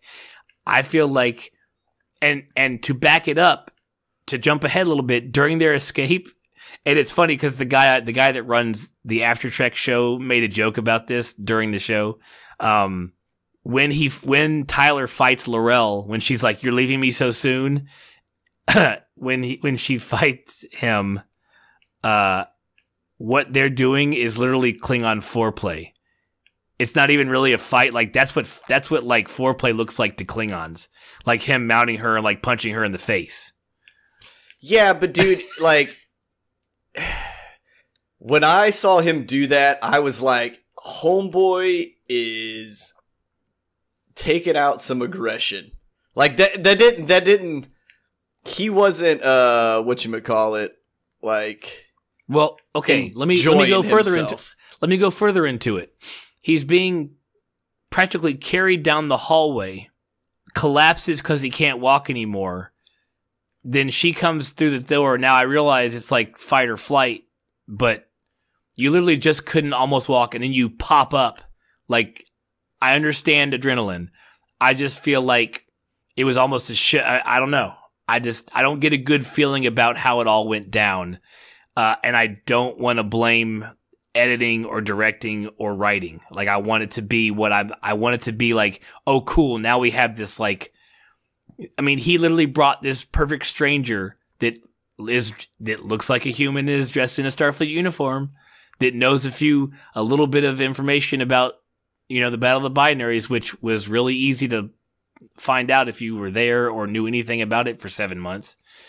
Plus a timeline with the Klingons. I think it's an undercover something. And there have been episodes of Star Trek in the past where humans have been made to look like another race, particularly Klingons, and Klingons have been made to look, other races have been made to look human. So I'm just saying, maybe this is what Laurel's matriarchy did to him. Because she's a spy and she's all this, maybe that's Voq. You never know. Like, that's pretty much pushing it far, but. Well, then if Klingons could make themselves look human or make human doppelgangers, like, why wouldn't they just make a ton of them and then just go into every human thing there is and then just start killing everybody? It's quite possible. Maybe it's what's going to happen. I mean, it would take a large amount of surgery. So, I mean, I'm sure it's not like it's a quick fix type thing. And it may be pretty permanent at the end. You're not getting those ridges back. Well, they shaved them bitches down. But then I would feel like they would have, like, the way Klingons work, like, they would have enough slave Klingons or beneath what they consider to go, yeah, you guys are going to be the human ones because you're albino or you're tiny or, like. Right. I don't know. Like I said, I just want to put it out there so it's on record as me saying that he is not everything that he seems to be. I think he's going to turn out to be like the super ultra awesome new guy. Okay, good. I love when we disagree on this stuff because I can't wait. I if he is true to form, if we just saw what he is, he's pretty cool dude. Like, I like his character. Like, I'm like, oh. Yeah, because I like how he was like, I mean, but then again, like, because I took it as, when he was like, it was always a two-man job. I just had to wait for the right man, and he's like, oh, you played me, yada, yada, yada. And I was like, yeah, that makes sense. Yep. It's always been a two-man job. I was just waiting for the right man. Yeah. So, but like now that, to your point of the conspiracy theory, it's like, well, if that's the right man, then has he just been, like you said, planted? Was he just planted? Right. Everything's a little bit too right there for you. It's too perfect. That's all. I don't know. It's cool. I like doing this with television shows, especially shows that I really enjoy. So we'll see. Time will tell. We'll find it. Maybe we'll find out next week. Maybe it'll get weird next week. You never know. So anyway, so the next scene, we are in engineering with Stamets and Tilly and Burnham, and they are breaking down. They're pretty much mansplaining the S drive to everybody watching, just in case just in case they want to do like 2 minutes of Star Trek jargon, and we're all like, okay, we're caught up. But in the middle of each of them taking turns, like explaining how things work, and everybody them getting all excited about it, that's when Tilly breaks out and she's like, "You guys, this is so fucking cool." And then she's like, "Oh, I'm sorry." And Stamets goes, "No, cadet, it is fucking cool." And I feel like in the writer's room, they were writing this entire like 2 minutes of jargon about the S drive, and that's literally what they said in the writer's room. Like someone like looked up from their keyboard, was like, "You guys, this is so fucking cool," and they're like, "Put that shit in." That's what they should say, because they're explaining it and they love it as much as we do. So I feel like that's exactly what happened, like in the writer's room. And I know this is what. So the 60s show and Next Generation and all the ones that are on cable television, of course, nobody cursed. A lot of it was said because we're in this utopian society on Earth, and the Federation, that everyone is, put aside personal possessions and put aside this, that, and the other, and everybody's all happy-go-lucky, and,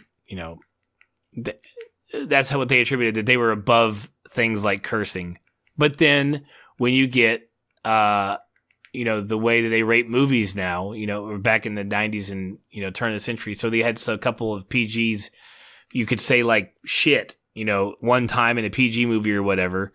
So on Generations, Data says shit, like when they're crashing the saucer section of the Enterprise.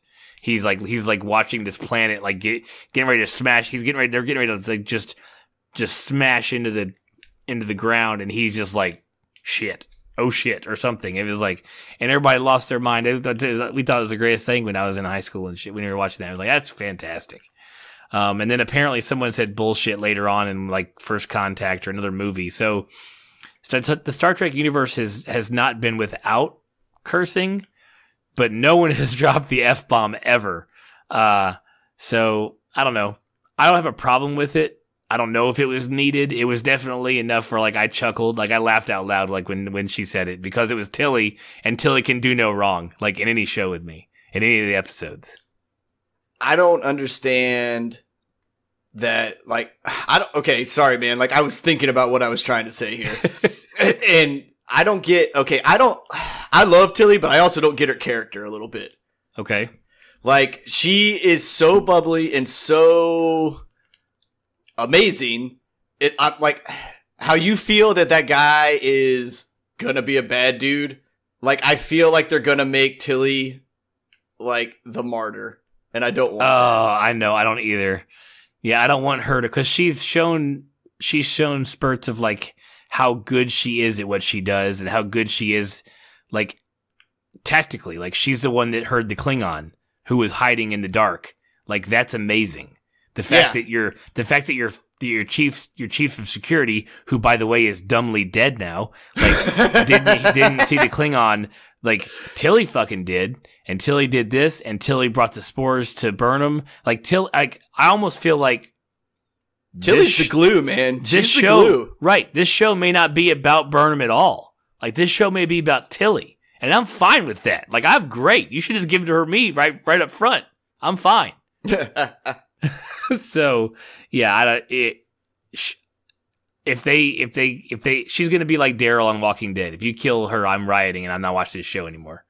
Like, yeah, dude, it's like the more and more I watch her, like I just like I kept getting a weird feeling, like not in this episode. Like let me clear that up. Like, it wasn't because of this episode. It's just like she's so wholesome. Yeah, like she's just so what human beings should be like most of the time. Like, I know, I get it. Like, you can't be nice all of the time, but you can definitely be like Tilly 95% of the time.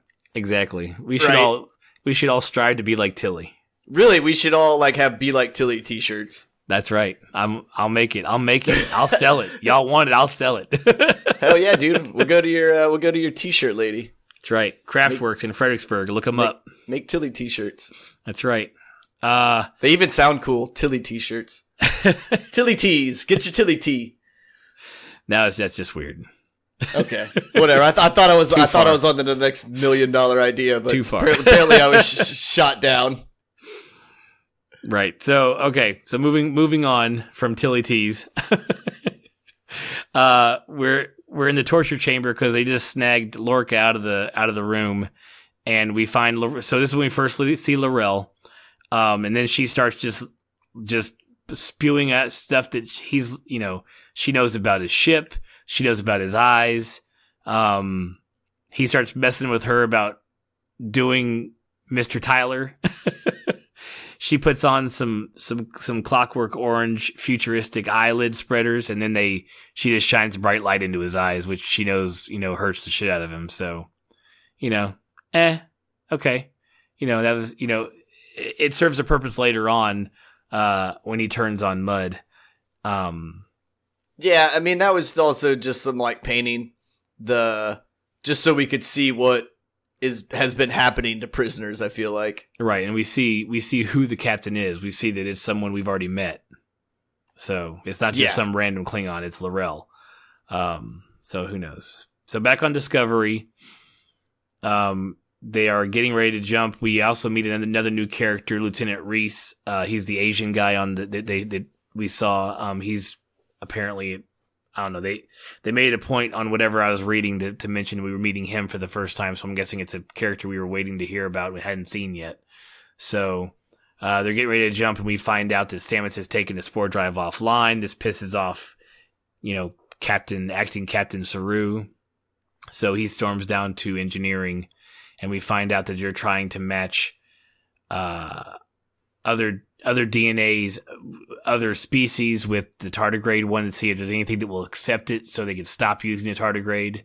Nothing is working. So, and then kind of an off thing that Tilly says, but it was, I don't know if it's going to mean something later. She goes, do you want me to search the classified database at the Daystrom Institute? When they got done searching through all of the DNA they had on record from the normal side, she's like, you want me to go on the dark side and check some stuff out? And they were like, no, don't do that. Saru busts in. Him and Burnham kind of go at it. He brings up Giorgio again. I'm like, okay, dude, this is truthfully, it's his only thing to say to her because she literally did nothing wrong the entire other time that she was in Starfleet. She is a model officer. Yeah, minus. He's like a scorned, ex-girlfriend or boyfriend that you got back together with, and every time you have a fight, they're like, "Oh yeah, well you broke up with me first." It's the only thing they can throw at you, and you're like, "What do you want? What do you want me to say? It's over. It's happened. It's done." Is this the part where what was that? I just lost it. Son of a bitch. I just had an idea and I couldn't remember, but he says something that it'll come into me later. Anyways, I think he uses some line here that I was like, are we really? But I can't remember, so I'll figure it out later on, or I won't, and it'll be fine too. It's a lot of show to cover.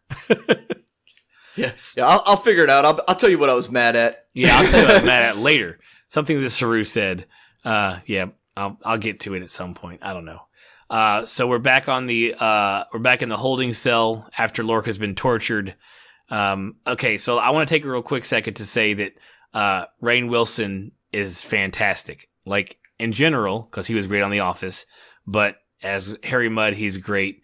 I think he did a great job playing Harry Mudd. He was definitely believable as the guy, as becoming the guy that we see later on in the original series. Somewhere he goes from a beard to Corey, I know you've never seen him before, but he has the handlebar curled up mustache, by the time it gets to the original series. So, and he's really flamboyant in the original series. So it's just Rainn Wilson's comedic stylings and the way he does things is really cool. I just like him. I just wanted to say that out loud. Okay. Good. Yeah. I like Rainn Wilson too. I loved him in The Drummer. About the only thing I remember him in. What is that? I don't even know what that is. It was a movie where he like joins like a kid's band, but he's like a 40-year-old drummer, and then they kind of like, obviously, hilarity ensues. Yeah, and then like, because like there's like a whole scene of his like sweaty drumming ass playing with a bunch of kids and stuff like that. But that sounds like something right up my alley. Oh yeah, definitely. It was pretty funny, but I never watched The Office, so that's kind of where it started and stopped. Nice. So after he starts losing it on Mud, we find out that the bug that Rainn Wilson had, like the little crawling around little thing, has an actual bug on it, and so they've been listening to all of their conversations, and Harry Mudd is in on it with the Klingons to a certain extent. He's there and has this little bug Stewart that's running around listening to everything everybody's saying. So he destroys the listening device that he found. And then we get from Mudd tells us about Lorca's last command. Because Tyler is there as well, so he has to hear this in case he is a real Starfleet officer, just in case. So we find out that Lorca was previously the captain of the USS Buran. It was ambushed a month into the war. Lorca is the only survivor. We find out also that he didn't. His entire crew died, but he didn't let them die or be captured by Klingons. He blew the entire ship up. How he wasn't on the ship, he didn't go down with the ship, I don't know. Mudd, says, a captain's supposed to go down with the ship. But we do know that that's how his eyes were damaged. Well, he said he took a vessel, and he got off the ship. Well, we know he wasn't on it. I mean, but I mean, he said he took a vessel, and I mean, I'm not using the right word, but that's fine, a shuttlecraft or whatever. Yeah, but why was he there? And why was he there? Because they have already raided the ship, and he knew that his people were gonna be tortured and apparently eaten. Oh yeah, absolutely. So he blew them up as opposed to have them go through that kind of torture. Yeah, and chose to watch it or watched it, and that's how it damaged his eyes. If he didn't choose to do it, but we know his eyes were damaged that way. They mentioned that later during the escape. But may as well bring it up now because we're about to hit a whole bunch of stuff we've already talked about already. So we'll get through the rest of it pretty quick. Saru, we're back on the bridge. Saru they've narrowed it down to where they think the captain is, where the ship is carrying him. He goes into black alert. He's like, we're using the creature. The creature's not liking it. All of the engineers' faces, everybody in the engineering is just tore up about. They're like, I can't be pervy to this. I can't sit here and watch this. It's so uncomfortable. I'm feeling sick and I'm emotionally bruised. Right. So the jump is successful, but as soon as the jump is done, and the things retract from the tardigrade, it just slumps down. They rush in, and then it starts just hemorrhaging water and just puts itself into a little ball. It's like I quit. I went into its own little homeostasis or whatever. You want extreme cryptobiosis. If you want, I wrote it down. I had closed captions on. That's how I get all this shit on the paper. So it's now useless to everyone. They inform Saru that this has happened. He doesn't dwell on it as usual right now. He's still focused on finding the captain, and then they had to find a way to get out of there.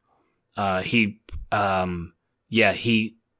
telling, it's Saru is talking to the doctor and to Stamets, and he's like, find a way to revive it.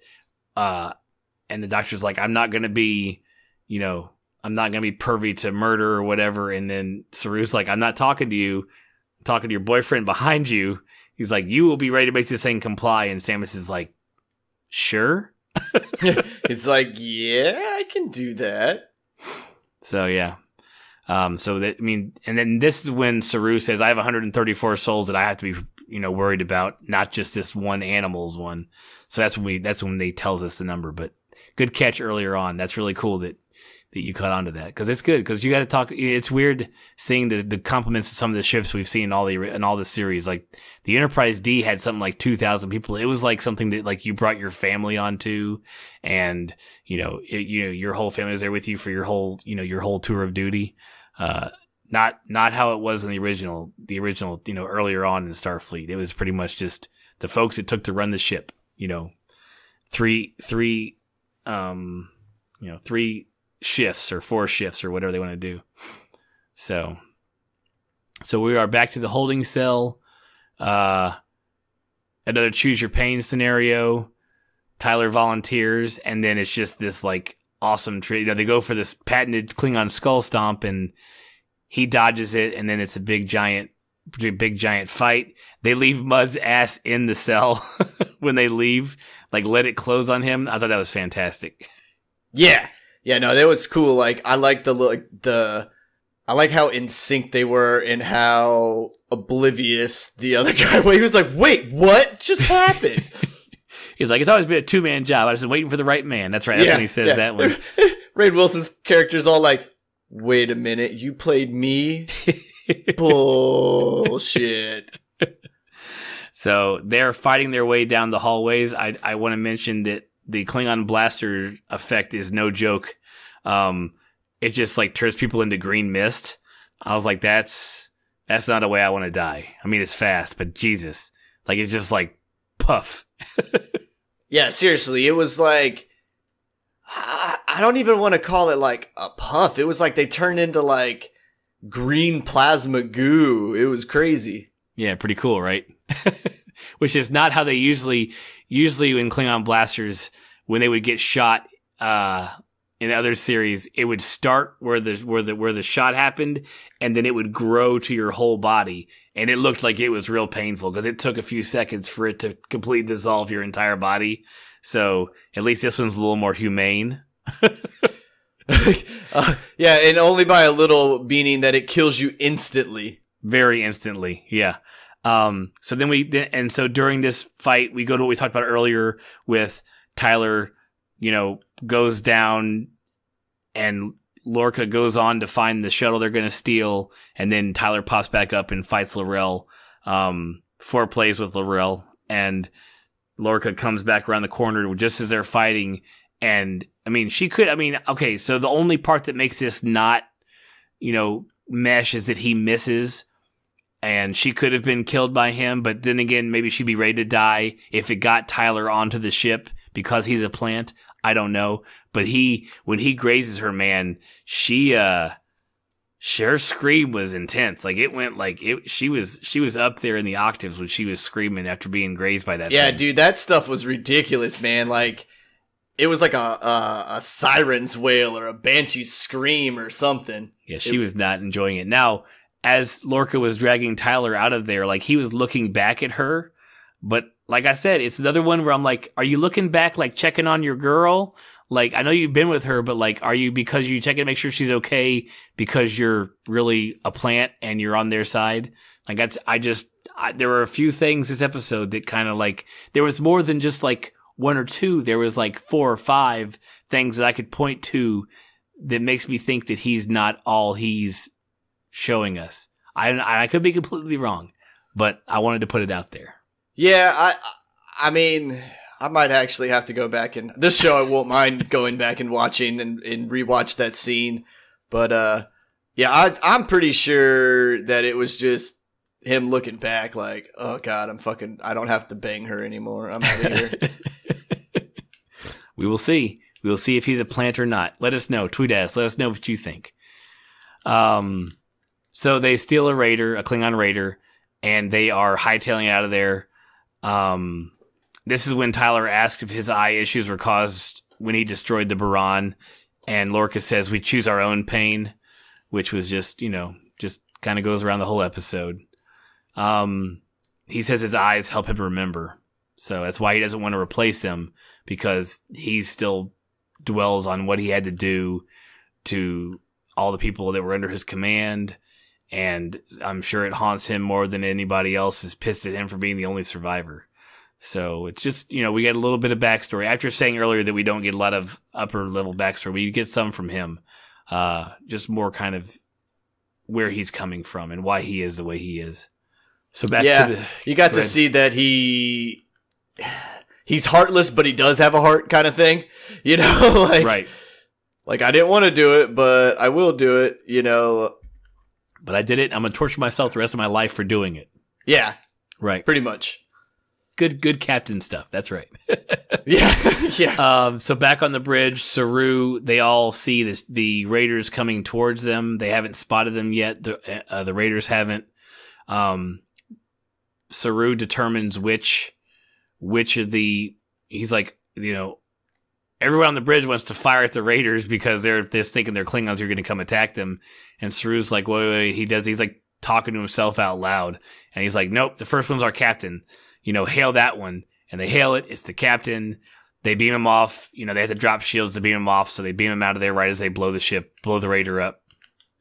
Stamets is like, he's like, are we ready to go? And Saru asks Stamets, are we ready to jump? And he goes, we are able to jump. It's like, I mean, we can. I'm going to do this. I don't want to, but we can. So, let's see. After that, my last little bit from Lorca. So when Lorca and Tyler materialize on the transporter pad,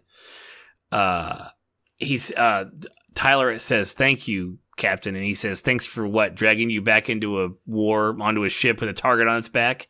And Tyler says, "There is no place I'd rather be." And I'm just like, okay.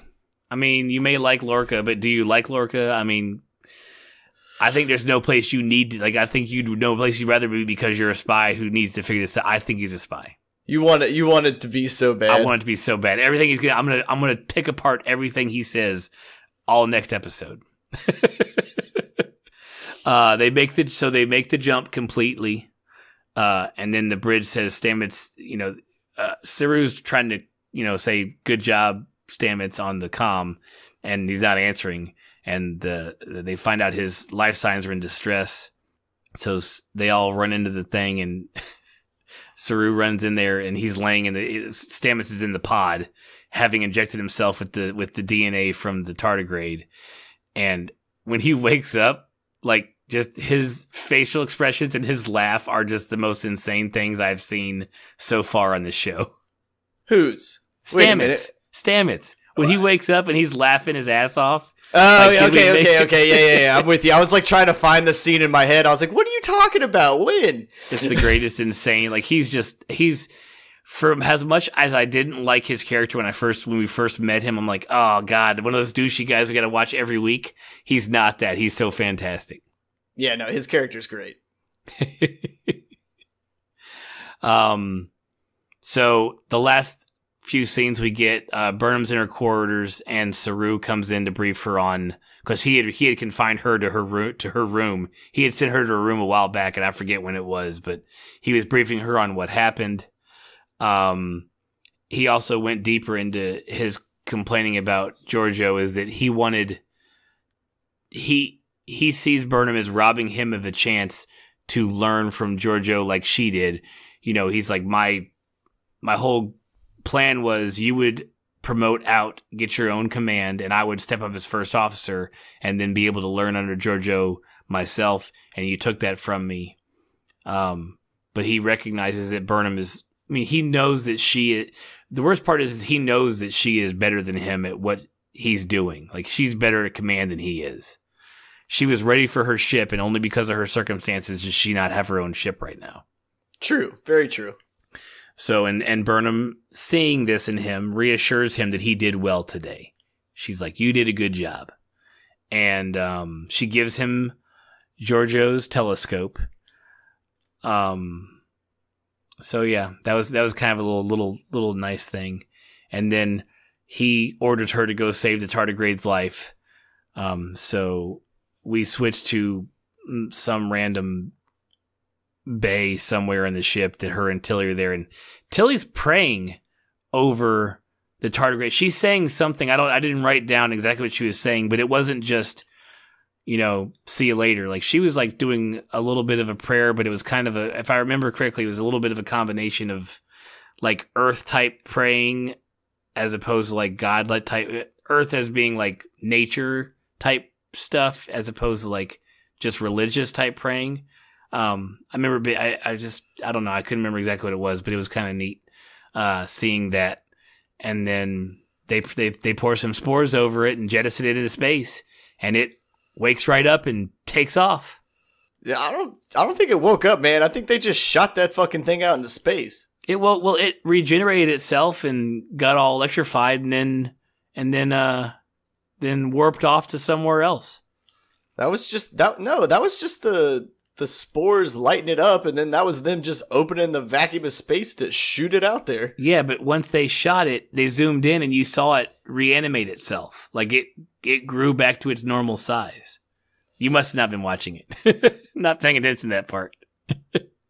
Yeah, he was fine. I must have missed that. Yeah, it's okay.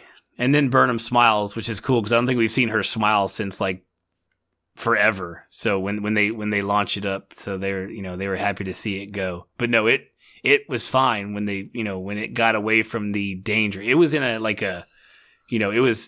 was protecting itself from a danger. When it was shot back into space, it knew its body knew it wasn't in danger. That's why it reanimated itself back into. Well, yeah, I figured that. I just missed the part of it getting.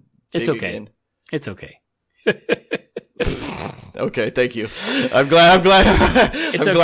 You're dismissed. You're dismissed. So last couple quick scenes. So Saru is in the captain's ready room, and the report on his actions that he had asked for earlier. He deletes it without hearing it, and he says, "I know what I did." And I think partially because Burnham told him he did good. He knows because of how good she is at what she does, that he's like, I don't need anything, a computer to tell me that I did okay. Yeah. So good for him. Growing moment for him. And then the last thing we do is our little, Dr. Culber and Stamets are brushing their teeth. They're blatantly a couple, which is cool. Good for them. They're having a nice little banter and, back and forth. You don't ever listen to me. Well, it was your cues. That is this, that, and the other. Don't ever do that again. I don't want you to die. Like, I like how he's standing there, like, scanning him while he's brushing his teeth. Like, he's like, stop scanning me. Yeah, he's like, knock it off. And then our major cliffhanger, the doctor leaves, and then Stamets leaves, but his reflection stays in the mirror, and then turns and leaves as well. So we're left wondering, as we said earlier at the beginning of this portion of it, like, are we looking at a computer generated mirror? If so, is the computer messing up? Is there something, the spores mixing with the computer? Is there something supernatural in the computer? Or is Stamets at another plane of existence and this is supposed to symbolize some trippy thing that's going on with him? So that I am super intrigued about finding out what it is. Yeah, I'm pretty sure like it's the latter. Yeah. Yeah, it's Stamets. Yeah, it's not the computer. I'm with you. I want that to be the case. I don't know where they're going to go with it, but I'm excited about finding out. So, and that's it. That ends episode 5 of Star Trek Discovery. And it was a great episode. If they have not done a bad one in our books, it is continuing to lure the non-Trekkie or beginner Trekkie over here to the dark side. But good. I'm glad you're enjoying it. I'm glad you like every episode, and I'm glad it's just good TV, Yeah, dude, I haven't not enjoyed any episode so far. Good. And it'll continue. I can't see how this is going to be bad. We've got, if this is episode 5? So we've got 4 more episodes till the break. So we'll see where they break us off at. I do have a theory on the break. And this is completely off topic, but I want to put it out there so it's on recording so I can shit on CBS All Access later on. So CBS All Access, you got a free week, right? And I'm guessing that they didn't do the math on the billing cycles, And so you have this giant influx of people who just subscribe to your service, and you're going to cut the show at 8, but somebody in accounting said, hey, if you cut the show at 9, everyone who started when this show started will hit the next billing cycle and then hit episode 9 and then cancel their service till it starts back up again in a few months. If I will be highly, I don't know what I will do, but I will guarantee you that is the case. I'll guarantee all of us go look at our bill when it comes around, and I'll bet you the bill happens after episode 8, before episode 9. Watch me. Mark my words. Write that down. That is what happened. And if that is the case, that is some bullshit. Just want to say that, CBS. That is some bullshit. But if that's what happens, that is exactly what I was talking about way back when, about this whole thing being on streaming and not on major television. But then again, we couldn't get F-bombs and word at people and all kinds of other bloody crazy stuff. So, just don't do it about the money. Why does it have to always, I mean, I understand money makes the world go round, but I know that's what happened. Well, I know it's a billing cycle. CBS's All Access is already a cash grab. Like, I mean. Yeah.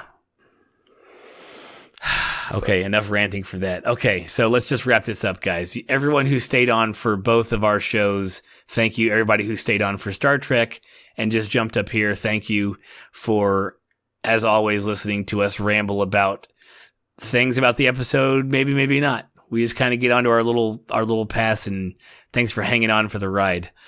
We will be back next week, as usual, with both episodes of American Horror Story and Star Trek Discovery. So, from our houses to yours, thanks for listening in. Yeah, thank you guys. We're always a pleasure when you guys, well, from the numbers we look at, it's always a pleasure when you guys come out and join us and listen to what we're talking about. We really do appreciate it. That's right. We're going to have to call our listeners something. The Two Dads Review Crew or something. We have to figure out something for everybody to call themselves. I don't know what it's going to be yet. We'll figure something out. But they keep showing up, and a whole bunch of them every week. And it grows it's every awesome. week. It's great. I love Truly it. Appreciate it. I love watching it. Everybody's fantastic. So follow us on Twitter. Share us with your friends, and we'll catch you guys next week. Yeah, guys. Take care. See ya. See ya.